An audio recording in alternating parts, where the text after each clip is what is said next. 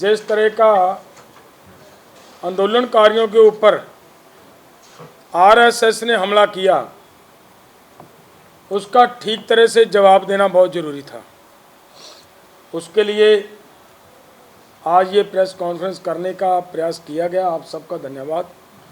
आप हमारी बात देशों विदेशों के अंदर ले जाने का प्रयास करोगे। सबसे पहली बात तो ये है कि जो हमारे कार्यक्रम चल रहे हैं उसके बारे में आप सबको अच्छी तरह पता है कि पिछले दिनों जो आंदोलन के दौरान 21 तारीख को हमारा नौजवान शुभकरण शहीद हुआ था, दोनों फोरमों ने मिलकर ये फैसला लिया था कि उसके अस्थि कलश यात्रा पूरे देश के अंदर लेकर जाएंगे और वो यात्रा चल रही है, पूरी सफल और सफलता से आगे बढ़ रही है। हरियाणा के अंदर 5 साइडों से ये यात्रा चल रही है, अलग अलग ज़िलों में, और हरियाणा के अंदर 5 जगहों पर जो ये यात्रा चल रही है अलग अलग डिस्ट्रिक्टों के अंदर, वहाँ पे उन्होंने ये भी प्रोग्राम लिखा गया है कि हरियाणा के अंदर 22 और 31 मार्च को बड़ी गैदरिंग होगी हिसार डिस्ट्रिक्ट के अंदर और अम्बाला डिस्ट्रिक्ट के अंदर। ये बड़ी सभाएं होंगी। उसी के साथ साथ यूपी के अंदर 2 कलश यात्राएं शुरू हो चुकी हैं। वो दोनों बहुत बढ़िया तरीके से चल रही हैं, शांतिपूर्वक ढंग से हमारी ये यात्राएं चल रही हैं। तो वहाँ से भी ये रिपोर्ट आई है कि संभल के अंदर, अलीगढ़ के अंदर और सहारनपुर के अंदर बड़ी बड़ी किसान महापंचायतें वहाँ पे भी होंगी। इसी तरह राजस्थान के अंदर भी 2 तरफ से यात्रा शुरू हो चुकी है और वो भी एक बड़ी सभा करने के लिए तय हो चुकी है। उनकी भी वो जगह बता देंगे। और उसके साथ साथ हम ये भी आज की पीसी के माध्यम से पूरे देश के लोगों को बताना चाहते हैं कि ये जो 23 मार्च का दिन है, हमारे देश के महान शहीद सरदार भगत सिंह, राजगुरु, सुखदेव, उनकी शहादत का दिन है। सभी धरना स्थलों के ऊपर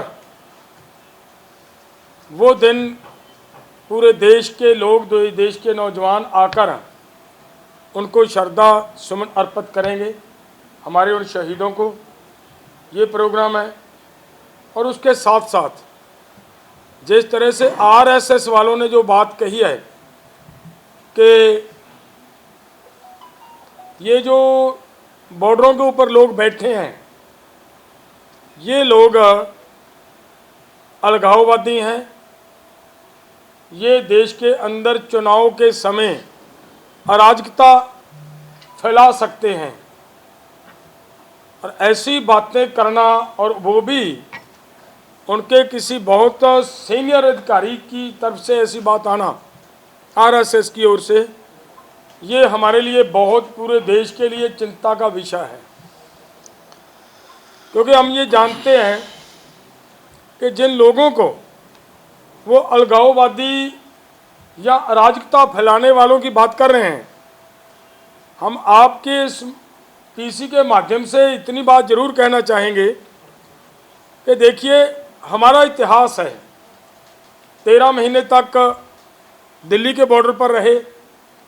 जब वहाँ से आए हैं उठकर, लोग गले मिलकर रो रहे थे और इतना प्यार वहाँ के लोगों के साथ हुआ, और वो अब हमारे रिश्तेदारों से ज़्यादा आगे होकर एक दूसरे के साथ प्यार भावना से मिलजुल रहे हैं। और उसके आगे जब यहाँ बॉर्डरों पे जो अब आंदोलन शुरू हुआ इस बार, जिस तरीके से उधर से हमारे लोगों के ऊपर हमले हुए और इधर से किसानों की तरफ से, हमारे नौजवानों की तरफ से जिस तरीके से उनके जबर का मुकाबला सब्र से हुआ, और आगे से जिस तरीके से की बयानबाजी और गलत एक्शन किए जा रहे थे, वहाँ उधर से जय श्री राम के नारे लगाकर जिस तरह का वो हालात बनाया जाने का प्रयास किया जा रहा था, भड़काने, वो हालात हमारे उन ऐसे हालात में भी हमारे युवाओं ने अपने आप के ऊपर पूरा पेशेंस रखते हुए किसी तरह का कोई ऐसा कार्य नहीं किया, और उधर से वो सब हुआ।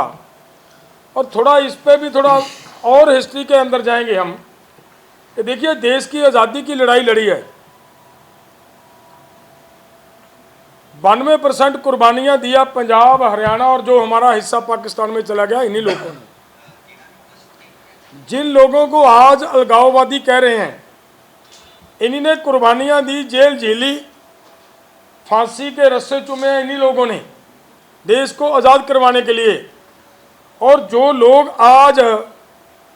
आज देश की अखंडता की बात कर रहे हैं, झूठी बात कर रहे हैं, उन लोगों का जो प्रयास रहा, जो उन्होंने किया, वो पूरे देश के सामने है।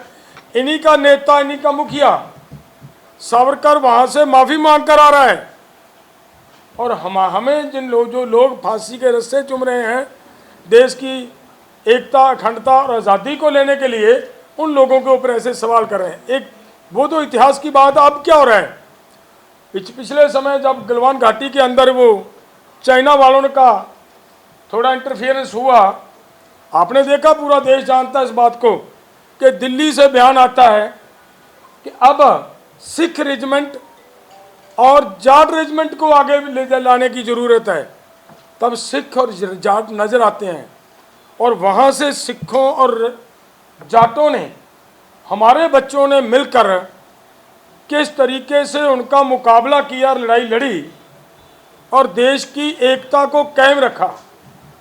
और उसमें अगर और भी ध्यान में देखेंगे कि देखिए, जो फौज में, सेना में जो भी लड़के जाते हैं, हमारे किसान और मजदूर के जाते हैं, हमारे बच्चे तिरंगे से लिपट कर आते हैं, आए दिन आ रहे हैं सरहदों से, कहीं ना कहीं से कोई ना कोई हमारा नौजवान आ रहा है, और हमारा किसान और मजदूर का बच्चा आ रहा है। वही तिरंगा जिसकी ये लोग बात करते हैं, जिस एकता की बात करते हैं, इन्होंने लगभग 50 साल तक अपने ऑफिस के ऊपर वो तिरंगा नहीं फहराया। जो लोग ऐसी बातें करते हैं, और हमें हमारे ऊपर वो सवाल चुकने वाले लोग कौन होते हैं कि हमें वो समझाएं कि भाई ये तो अलगाववादी हैं। तो हम इस आज की प्रेस के माध्यम से ये सब बातें क्लियर करने के लिए हम आपके समक्ष हुए हैं। मैं उसमें एक जानकारी दे दूं, जो 23 मार्च शहीदों का कार्यक्रम है, उसमें बजरंग पूनिया जी आ रहे हैं। उन्होंने समर्थन किया हमारे आंदोलन को, पहले साक्षी जी भी आई थी, तो 23 मार्च में वो भी पहुंचेंगे। दूसरी बात है, जो नई बात अब आरएसएस की ओर से और आई है, आज हमने निकाल भी रही, कल परसों में पता चला, दुनिया का जो कंसेप्ट है मिनोरिटीज़ का, जिन्होंने पंजाबी 'ਚ ਅਸੀਂ ਘੱਟ ਗਿਣਤੀਆਂ ਕਹਿੰਦੇ ਆ, ਉਹਨਾਂ ਨੇ नवी लाइन लैके आंदी आ भी ये मिनोरिटी का कंसेप्ट ख़त्म होना चाहिए, क्योंकि ये देश को बांटता है।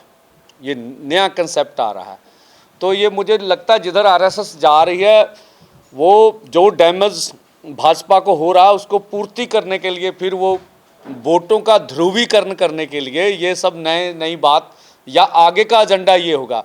देखिए, दोनों टकराने वाली बात, एक तो जो उन्होंने CAA लाया, उससे वो बोल रहे हैं बांग्लादेश में, पाकिस्तान में या अफ़गानिस्तान में वहाँ की सरकारें अपने नागरिकों की रक्षा करने में नाकामयाब होगी, माइनॉरिटी भारत में आई, उनको एक तो नागरिकता दे रहे हैं, ये उनका कंसेप्ट है। और दूसरा ये बोल रहे हैं अब कि माइनॉरिटी का कंसेप्ट ख़त्म होना चाहिए। तो मुझे लगता है इस तरह की संस्थाएं जो भी हैं देश के हित में अच्छी नहीं हो सकती, जो वो बोल रहे हैं। ये तो जो भारत के संविधान में जो कुछ लिखा गया, जो संविधान बोल रहा है सबको बराबर का यहाँ रहने वालों का अधिकार है, यहाँ बहुत से धर्मों वाले लोग रहते हैं, तो उनके ऊपर जिस तरह से वो अटैक कर रहे हैं, ये मुझे लगता है ये उचित नहीं है। और आगे आने वाले समय में पूरे देश भर में आप देखिएगा, पूरा ये मार्च का लास्ट और अपना अप्रैल का पूरा महीना देश भर में जो शहीद सुखकर्ण सिंह जी हैं उनके अर्थी कलश जाएंगे, और पूरे देश भर में हम बड़ी शोक सभाएं और बड़ी पंचायतें करेंगे। ये आंदोलन और बड़े से बड़ा रूप लेगा आने वाले समय में। कि हरियाणा में, उत्तर प्रदेश में, राजस्थान में दोनों फोरमों के कार्यक्रम के अनुसार शुभकरण सिंह जी की अस्थि कलश यात्रा चल रही है। अगर मैं आपको हरियाणा में बताऊं, सिरसा जिले में, फतेहाबाद जिले में, हिसार में, जींद में, सोनीपत में, पानीपत में, अम्बाड़ा में, पंचकुला में, कुरुक्षेत्र में, यमुनानगर में, तमाम जिलों में उनकी अस्थि कलश यात्रा पहुंच रही है और गांव-गांव से हजारों की संख्या में महिलाएं, पुरुष, नौजवान, बच्चे उनको आके अपनी श्रद्धांजलि दे रहे हैं। और जो 2 कार्यक्रम दिए गए हैं हरियाणा में, पहला श्रद्धांजलि समारोह 22 मार्च को हिसार के माजरा प्याऊ पे होगा, दूसरा श्रद्धांजलि समारोह 31 तारीख को अम्बाड़ा की मोड़ा मंडी में होगा। इन दोनों श्रद्धांजलि समारोह में हरियाणा के लाखों की संख्या में किसान हैं, वो शामिल होंगे और अपनी श्रद्धांजलि अर्पित करेंगे।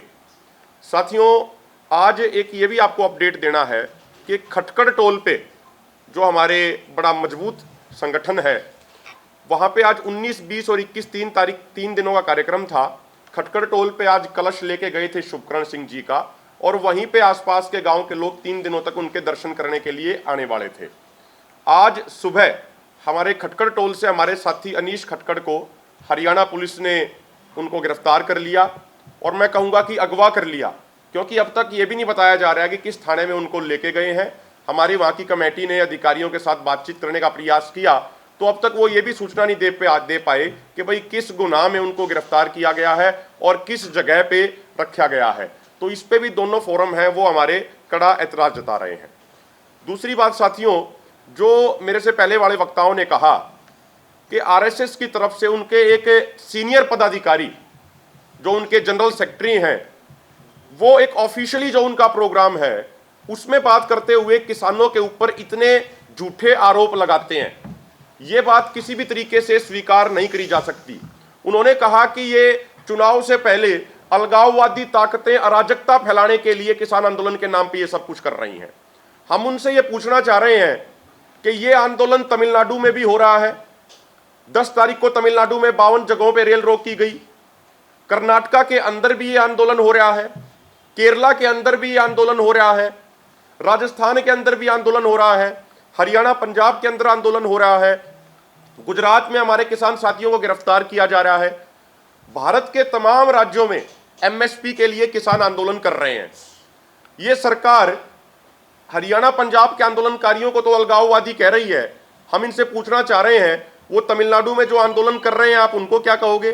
केरला में जो आंदोलन कर रहे हैं उनको आप क्या कहोगे? जो राजस्थान में आंदोलन कर रहे हैं आप उनको क्या कहोगे? देखिए, ये एक ट्रिक होती है सत्ता पक्ष की। जब लोगों के सवालों का जवाब उनके पास नहीं होता तो वो उनको तरीके से बदनाम करने का प्रयास करते हैं। कभी विपक्ष से जुड़े होने का आरोप लगाते हैं, कभी अलगाववादी होने का आरोप लगाते हैं, कभी कुछ और कहते हैं। जबकि इतिहास इस बात का गवाह है कि ऐसा कोई दिन नहीं जाता होगा जिस दिन किसान मजदूरों के बेटे देश के बॉर्डरों पे से तिरंगे में लिपट के अपने गांव में, अपने घर पे ना आते होंगे। अगर सूची बनाने लग जाएं, लिस्ट बनाने लग जाएं, तो लाखों की संख्या में किसान मजदूरों के बच्चों ने देश के लिए अपनी कुर्बानी दी है। वहीं दूसरी तरफ जो आरएसएस के लोग आज हमारे ऊपर ये झूठे आरोप लगा रहे हैं, 52 सालों तक उन्होंने अपनी खुद की बिल्डिंग पे कभी तिरंगा नहीं लहराया। तो जिन लोगों ने अपने भवन के ऊपर तिरंगा नहीं लहराया, कम से कम वो हमें ये बात ना बताएं कि आप किस तरीके के और किस तरीके के नहीं हो। दूसरी महत्वपूर्ण बात यह है साथियों, आज जब किसान मजबूती से अपना आंदोलन करने में लगे हुए हैं, मजबूती से डटे हुए हैं, तो आज इनको हम अलगाववादी लग रहे हैं। ये सरकार हमें बताए कि अगर हम अलगाववादी हैं, अगर हम गलत तरह के लोग हैं, तो केंद्र सरकार ने इसी चंडीगढ़ में आके हमारे साथ 4 दौर की वार्ता क्यों करी? वो 4 दौर की जो वार्ता करी गई तब तो हम किसान थे, लेकिन यदि हमने इनकी बातें नहीं मानी, हमने अपना आंदोलन मजबूती से जारी रखा, तो आज इनकी नजरों में हम अलगाववादी और अराजकता फैलाने वाले हो गए। तो इस तरीके की चीजें बिल्कुल भी स्वीकार्य नहीं है। और हम तो एक बात ये भी कह रहे हैं, हमारे सामने कुछ ऐसी घटनाएं आई हैं अलग अलग कार्यक्रमों से कि जो लोग आज सत्ता में हैं, चुनाव के समय ये माहौल बिगाड़ने के लिए कुछ साजिशें रच सकते हैं। हमारे कई कार्यक्रम हुए, जैसे 21 तारीख को, 21 फरवरी को खनौरी बॉर्डर पे हम वहां बिल्कुल आगे मौजूद थे। वहां पे पुलिस की तरफ से कुछ सिविल ड्रेस में लोग आए हुए थे, जिनके विजुअल्स हम पहले भी आपके साथ साझा कर चुके हैं। वो लोग जोर जोर से धार्मिक नारे लगा रहे थे, जय श्री राम के नारे लगा रहे थे, पट पे से हाथ मार रहे थे और लोगों को उकसाने का प्रयास कर रहे थे। तो हमारी देश के तमाम लोगों से ये हाथ जोड़ के प्रार्थना है, जो लोग आज सत्ता में हैं ये अपना चुनावी फायदा उठाने के लिए किसी भी सतर तक गिर सकते हैं। इसलिए हमें इनसे सावधान रहने की जरूरत है, इनकी साजिशों को पहले ही पहचानने की जरूरत है। और हम अपने किसान भाइयों से भी, तमाम लोगों से ये स्पेशल उनसे दरखास्त करना चाहते हैं कि जो भी हमारे आगामी कार्यक्रम होंगे उनमें हमें बिल्कुल बड़ा सख्ती से ऐसे लोगों पे नजर रखनी है कि कभी ऐसा ना हो कि कोई उनका आदमी हमारे बीच में घुस के कोई गड़बड़ फैलाने का प्रयास ना करे। इतना ही हम कहना चाहते हैं। मेरी प्रार्थना है। आगे मंजीत राय जी। कोई कर लो, इथों कर लो। ਸਾਥੀਓ, ਜਿਵੇਂ ਪਹਿਲਾਂ ਸਾਡੇ ਸਾਥੀਆਂ ਨੇ ਸਾਰਾ ਲਗਭਗ ਬਰੀਫ ਕਰ ਹੀ ਦਿੱਤਾ ਹੈ ਕਿ ਜਿਹਦੇ ਵਿੱਚ ਆਉਣ ਵਾਲੇ ਸਮੇਂ ਦੇ ਵਿੱਚ ਜਿਹੜਾ ਸਾਡਾ ਸੰਘਰਸ਼ ਚੱਲ ਰਿਹਾ ਹੈ ਉਹਦੇ ਵਿੱਚ ਜਿਹੜੀਆਂ 3 ਕਾਲ ਆਲਰੇਡੀ ਦਿੱਤੀਆਂ ਹੋਈਆਂ ਨੇ ਅਸੀਂ। ਇੱਕ ਤੇ 23 ਤਰੀਕ ਨੂੰ ਅਸੀਂ ਨੌਜਵਾਨਾਂ ਨੂੰ ਕਿਹਾ ਕਿ ਸ਼ਹੀਦ ਭਗਤ ਸਿੰਘ ਦਾ ਸ਼ਹੀਦੀ ਦਿਹਾੜਾ ਜਿਹੜਾ ਉਹ ਮਨਾਉਣ ਵਾਸਤੇ ਸਾਰੇ ਵੱਧ ਚੜ੍ਹ ਕੇ ਆਓ। ਔਰ ਇੱਕ ਜਿਹੜੀ ਸ਼ੁਭ ਕਰਨ ਦੀ ਕਲਸ਼ ਯਾਤਰਾ ਅਸੀਂ ਸਾਰੀਆਂ ਸਟੇਟਾਂ 'ਚ ਲੈ ਕੇ ਜਾ ਰਹੇ ਹਾਂ।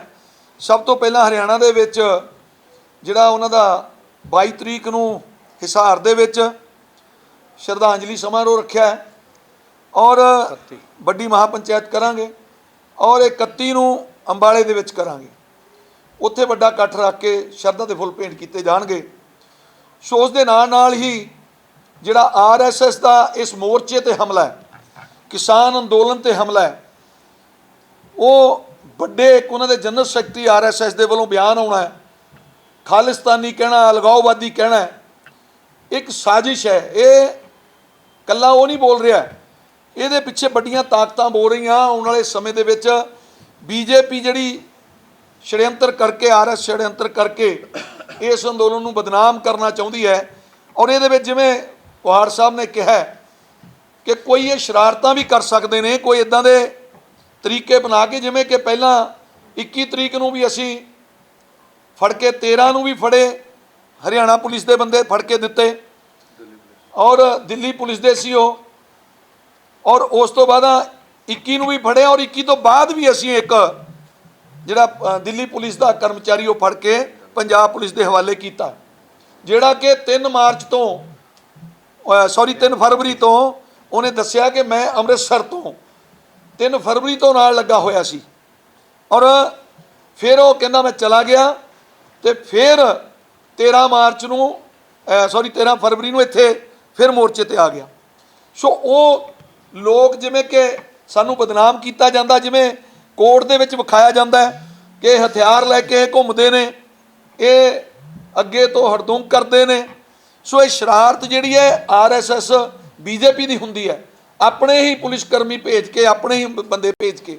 ਸੋ ਸਾਨੂੰ ਆਉਣ ਵਾਲੇ ਸਮੇਂ ਦੇ ਵਿੱਚ ਇਹ ਖਦਸ਼ਾ ਹੈ ਕਿ ਹੋ ਸਕਦਾ ਹੈ ਇਸ ਅੰਦੋਲਨ ਨੂੰ ਖਰਾਬ ਕਰਨੇ ਵਾਸਤੇ, ਜੋ ਬਿਲਕੁਲ ਪੀਸਫੁਲ ਚੱਲ ਰਿਹਾ ਹੈ, ਜੋ ਬਿਲਕੁਲ ਨਿਰੰਤਰ ਚੱਲੇਗਾ, ਸਾਡੀਆਂ ਆਉਣ ਵਾਲੀਆਂ ਕਾਲ ਜਿਵੇਂ ਸਾਡੇ ਇਕੱਠ ਹੋਣਗੇ ਵੱਡੇ, ਅਸੀਂ ਹਰ ਸਟੇਟ 'ਚ ਜਾਵਾਂਗੇ, ਮਹਾਪੰਚਾਇਤਾਂ ਕਰਾਂਗੇ, ਉਹਦੇ ਵਿੱਚ ਹੜਦੁੰਗ ਮਚਾਉਣ ਲਈ, ਖਰਾਬੀ ਕਰਨ ਲਈ ਇਹ ਕੋਈ ਇੱਦਾਂ ਦਾ ਸ਼ੜਯੰਤਰ BJP RSS ਕਰ ਸਕਦੀ ਹੈ। ਸਾਡਾ ਮੁੱਖ ਜਿਹੜਾ ਮਨੋਰਥ ਅੱਜ ਦਾ ਉਹ ਇਹ ਸੀ ਕਿ ਤੁਹਾਡੇ ਮੀਡੀਆ ਦੇ ਰਾਹੀਂ ਅਸੀਂ ਇਹ ਗੱਲ ਪੂਰੇ ਦੇਸ਼ ਨੂੰ ਦੱਸ ਸਕੀਏ ਕਿ ਵੱਡਾ ਸ਼ੜਯੰਤਰ ਰਚਿਆ ਜਾ ਰਿਹਾ ਇਸ ਅੰਦੋਲਨ ਨੂੰ ਖਤਮ ਕਰਨੇ ਲਈ, ਖਰਾਬ ਕਰਨੇ ਲਈ। ਸੋ ਇਹ ਬਿਲਕੁਲ ਦੇਸ਼ ਦੇ ਲੋਕ ਅਵੇਅਰ ਰਹਿਣ ਔਰ ਸਾਡੇ ਜਿਹੜੇ ਨੌਜਵਾਨ ਆ ਉਹਨਾਂ ਨੂੰ ਅਪੀਲ ਵੀ ਕਰਾਂਗੇ ਤੁਹਾਡੇ ਮਾਧਿਅਮ ਰਾਹੀਂ ਵੀ ਜਿੰਨੀਆਂ ਵੀ ਕਾਲਸ ਆਉਣੀਆਂ ਨੇ ਜਾਂ ਜਿੰਨੇ ਵੀ ਵੱਡੇ ਇਕੱਠ ਕੀਤੇ ਜਾਂਦੇ ਨੇ, ਜੇ ਕੋਈ ਇੱਦਾਂ ਦਾ ਸ਼ੱਕ ਸ਼ੁਬਾ ਹੋਵੇ, ਸ਼ੜਯੰਤਰਕਾਰੀ ਨਜ਼ਰ ਆਵੇ ਤੇ ਉਹਨੂੰ ਕੁੱਟਣਾ ਮਾਰਨਾ ਨਹੀਂ, ਫੜ ਕੇ ਆਗੂਆਂ ਕੋਲ ਲੈ ਆਉਣਾ, ਤਾਂ ਅਸੀਂ ਆਪ ਹੀ ਉਹਨੂੰ ਪੁਲਿਸ ਦੇ ਹਵਾਲੇ ਕਰ ਦੇਵਾਂਗੇ। ਪਰ ਇੱਦਾਂ ਦਾ ਮੌਕਾ ਨਹੀਂ ਦੇਣਾ ਜਿਹੜਾ ਸਰਕਾਰ ਸਾਡੇ ਤੇ ਕਿੰਤੂ ਪ੍ਰੰਤੂ ਕਰਕੇ, ਸਾਡੇ ਤੇ ਇੱਦਾਂ ਦੇ ਇਲਜ਼ਾਮ ਲਾ ਕੇ, ਜਿਵੇਂ ਕਿ ਹਾਈ ਕੋਰਟ 'ਚ ਵਿਖਾਇਆ ਗਿਆ। ਮੈਂ ਇਹ ਵੀ ਕਲੀਅਰ ਕਰਨਾ ਚਾਹਾਂਗਾ ਕਿ ਜੋ ਉਸ ਦਿਖਾਈ ਜਾ ਰਹੀ ਸੀ ਸਕ੍ਰਿਪਟ ਦੇ ਵਿੱਚ ਭਈ ਇੱਕ ਬੱਚੇ ਛੋਟੇ ਛੋਟੇ, ਇੱਕ ਦੇ ਹੱਥ 'ਚ ਨਿਸ਼ਾਨ ਸਾਹਿਬ ਤੇ ਇੱਕ ਦੇ ਵਿੱਚ ਜਥੇਬੰਦੀ ਦਾ ਝੰਡਾ ਹੈ, ਉਹ ਤੁਸੀਂ ਚੰਗੀ ਤਰ੍ਹਾਂ ਵੇਖਿਓ ਮੇਰੇ ਮੀਡੀਆ ਕਰਮੀ ਭਰਾ, ਇਹਨੂੰ ਤੁਸੀਂ ਚੰਗੀ ਤਰ੍ਹਾਂ ਪਰਦਾਫਾਸ਼ ਕਰ ਸਕਦੇ ਹੋ। ਸਾਰੇ ਹੀ ਲੋਕ ਖੜੇ ਨੇ, ਕੋਈ ਅੱਗੇ ਨਹੀਂ ਭੱਜ ਰਿਹਾ ਬਾਰਡਰ ਵੱਲ ਨੂੰ, ਸਿਰਫ ਬੱਚੇ ਅੱਗੇ ਉਹਨੂੰ ਝੁਲਾ ਰਹੇ ਨੇ। ਸੋ ਉਹ ਜੇ ਕੋਈ ਬੱਚਾ ਵੇਖਣ ਆ ਗਿਆ ਅੰਦੋਲਨ ਦੇ ਵਿੱਚ, ਅੰਦੋਲਨ ਚੱਲਦਾ, ਤੇ ਉਹਨੇ ਉਹਨੂੰ ਝੁਲਾ ਦਿੱਤਾ ਉਹ ਸਿੰਬਲ ਨੂੰ ਆਪਣੇ ਨੂੰ, ਤੇ ਉਹਨੂੰ ਇਹ ਕਹਿ ਦੇਣਾ ਕਿ ਬੱਚਿਆਂ ਦੀ ਆੜ 'ਚ ਅੰਦੋਲਨ ਲੜ ਰਹੇ ਨੇ, ਕਿਤੇ ਨਾ ਕਿਤੇ ਜੁਡੀਸ਼ਲੀ ਤੇ ਵੀ ਸ਼ੱਕ ਸ਼ੁਬਾ ਸਾਨੂੰ ਫਿਰ ਪੈਦਾ ਹੁੰਦਾ ਹੈ। ਮੈਂ ਇਹ ਕਹਿਣ ਨੂੰ ਕਦੇ ਨਹੀਂ ਕਤਰਾਵਾਂਗਾ ਮੇਰੇ ਸੀਨੀਅਰ ਆਗੂ ਭਾਵੇਂ ਨੂੰ ਵਰਜਨ ਕਿ ਅੱਜ ਸਾਡੀ ਜੁਡੀਸ਼ਲੀ ਵੀ ਦਬਾਅ 'ਚ ਕੰਮ ਕਰ ਰਹੀ ਹੈ, ਤੇ ਉਹ ਫਿਰ ਕਹਿੰਦੇ ਹੀ ਨੇ ਵੀ ਇਹਨਾਂ ਆਗੂਆਂ ਨੂੰ ਚੇਨਈ ਭੇਜ ਦਿੱਤਾ ਜਾਵੇ। ਸਾਡਾ ਸਵਾਲ ਹੈ ਕਿ ਜਿਹੜੇ ਦਿੱਲੀ ਦੇ ਪੁਲਿਸ ਕਰਮੀ ਇੱਥੇ ਭੇਜ ਰਹੀ ਹੈ ਸਰਕਾਰ ਛੜਯੰਤਰ ਕਰਕੇ, ਕੀ ਉਹ ਹਰਿਆਣਾ ਸਰਕਾਰ, ਦਿੱਲੀ ਸਰਕਾਰ, ਕੀ ਉਹਨਾਂ ਦੇ ਉੱਚ ਅਧਿਕਾਰੀ ਉਹਨਾਂ ਨੂੰ ਵੀ ਭੇਜਿਆ ਜਾਊਗਾ ਚੇਨਈ? ਜਿਹੜੇ ਛੜਯੰਤਰਕਾਰੀ RSS ਦੇ ਲੋਕ ਪੀਸਫੁਲੀ ਬੈਠੇ ਕਿਸਾਨਾਂ ਨੂੰ ਖਾਲਿਸਤਾਨੀ ਦੱਸ ਰਹੇ ਨੇ, ਅਲਗਾਓਵਾਦੀ ਦੱਸ ਰਹੇ ਨੇ, ਭੜਕਾਉਣ ਦੀ ਕੋਸ਼ਿਸ਼ ਕਰ ਰਹੇ ਨੇ, ਕਿ ਉਹਨਾਂ ਨੂੰ ਵੀ ਚੇਨਈ ਭੇਜਿਆ ਜਾਏਗਾ? जैसा वो कोड ऑफ कंडक्ट लग चुके हैं और टोटल फाइट एमएसपी के लिए है या फिर डिटेन बीजेपी और आरएसएस की लड़ाई है, क्योंकि ये लगातार क्रेडिबिलिटी से सवाल उठ रहे हैं, क्योंकि वो कोड तो लग चुकी है, सरकार एक्टिव मोड में नहीं है, सारा कुछ इलेक्शन कमीशन दे रहा है। ਹੁਣ ਜਿਹੜੇ ਪੂਰੇ एकादश यात्रा करके जा रही है प्रोग्राम हो रही है, इसका रीजन की है? क्योंकि प्रैक्टिकली ये पॉसिबल नहीं है कि ਹੁਣ एमएसपी मिल सके। ਦੇਖੋ ਗੱਲ ਪਤਾ ਕੀ ਆ ਵੀ ਜਦੋਂ ਅਸੀਂ ਆ ਰਹੇ ਆ ਹੈ ਉਹ ਚੱਲਦਾ ਹੀ ਨਹੀਂ, ਤੁਹਾਡਾ ਬੈਕ ਨਹੀਂ ਚੱਲਦਾ। ਚੱਲਦਾ ਹਾਂ, ਤੇ ਜਦੋਂ ਅਸੀਂ ਆਏ ਆ ਉਦੋਂ ਇਹ ਸੁਭਾਵਕ ਸੀਗਾ ਵੀ ਕੋਡ ਆਫ ਕੰਡਕਟ ਦਾ ਸਾਨੂੰ ਪਤਾ ਹੀ ਸੀਗਾ, ਸਰਕਾਰ ਦੀ ਨੀਅਤ ਤੇ ਨੀਤੀ ਦਾ ਵੀ ਪਤਾ ਹੀ ਸੀਗਾ। ਸੋ ਇਹ ਅੰਦੋਲਨ ਨੇ ਲੰਬਾ ਚੱਲਣਾ ਹੀ ਸੀਗਾ, ਠੀਕ ਹੈ। ਹੁਣ ਸਵਾਲ ਇਹ ਹੈਗਾ ਵੀ ਆਪਣਾ ਤੇ ਲੰਮੇ ਦਾ ਸੰਘਰਸ਼ ਆ, ਮਹੀਨੇ 40 ਦਿਨ ਲੱਗ ਗਏ, 45 ਦਿਨ ਲੰਘ ਜਾਣੇ, ਜੂਨ 10 ਤੱਕ ਕੋਈ ਨਾ ਕੋਈ ਤਾਂ ਆ ਜਾਊਗਾ, ਠੀਕ ਹੈ। ਤੁਸੀਂ ਵੇਖੋ ਇਹ ਦੁਨੀਆ ਦੇ ਵਿੱਚ ਪਹਿਲਾ, ਦੁਨੀਆ ਸ਼ਬਦ ਦੇਸ਼ ਦਾ ਪਹਿਲਾ ਇਤਿਹਾਸ ਹੋਊਗਾ। ਮੈਨੂੰ ਲੱਗਦਾ ਜਦੋਂ ਇਲੈਕਸ਼ਨਾਂ ਆਈਆਂ ਦੇਸ਼ ਦੀਆਂ, ਜਦੋਂ ਦੇਸ਼ ਦਾ ਨਵਾਂ ਪ੍ਰਧਾਨ ਮੰਤਰੀ ਚੁਣਨਾ, ਉਦੋਂ ਕਦੀ ਵੀ ਅੰਦੋਲਨ ਨਹੀਂ ਰਿਹਾ। ਜਿੰਨੀਆਂ ਵੀ ਇਲੈਕਸ਼ਨਾਂ ਹੋਈਆਂ, ਜਾਂ ਤਾਂ ਤੁਸੀਂ ਵੇਖੋ ਰੋਟੀ ਕੱਪੜਾ ਮਕਾਨ 'ਤੇ ਹੋ ਗਈਆਂ, ਗਰੀਬੀ 'ਤੇ ਹੋ ਗਈਆਂ, ਧਾਰਮਿਕ ਇਮੋਸ਼ਨਲ ਬਲੈਕਮੇਲ ਕਰਕੇ ਲੋਕਾਂ ਨੂੰ ਵੋਟਾਂ ਲੈ ਲਈਆਂ ਗਈਆਂ, ਇੱਥੇ ਪੁਲਵਾਮਾ ਦਾ ਕਾਂਡ ਤੋਂ ਬਾਅਦ ਵੋਟਾਂ ਪ੍ਰਾਪਤ ਕਰ ਲਈਆਂ ਗਈਆਂ, ਅੱਡ ਅੱਡ ਢੰਗ ਰਹੇ ਆ। ਕਦੀ ਹਕੀਕੀ ਜਾਂ ਕਹਿ ਲਓ ਕਾਰਪੋਰੇਟ ਦੇ ਏਜੰਡੇ 'ਤੇ ਖੌਤੀ ਵਿਕਾਸ ਜਿਹਨੂੰ ਕਹਿੰਦੇ ਆ, ਉਹਦੇ ਨਾਂ 'ਤੇ ਇਲੈਕਸ਼ਨਾਂ ਲੜੀਆਂ ਗਈਆਂ। ਕਦੀ ਕਿਸਾਨਾਂ ਮਜ਼ਦੂਰਾਂ ਜਾਂ ਆਮ ਜਨਤਾ ਦੇ ਹਕੀਕੀ ਮੁੱਦਿਆਂ ਦੇ ਦਿਵਾਲੇ ਦੇਸ਼ ਦੀ ਰਾਜਨੀਤੀ ਘੁੰਮ ਕੇ ਇਲੈਕਸ਼ਨ ਨਹੀਂ ਹੋਈ।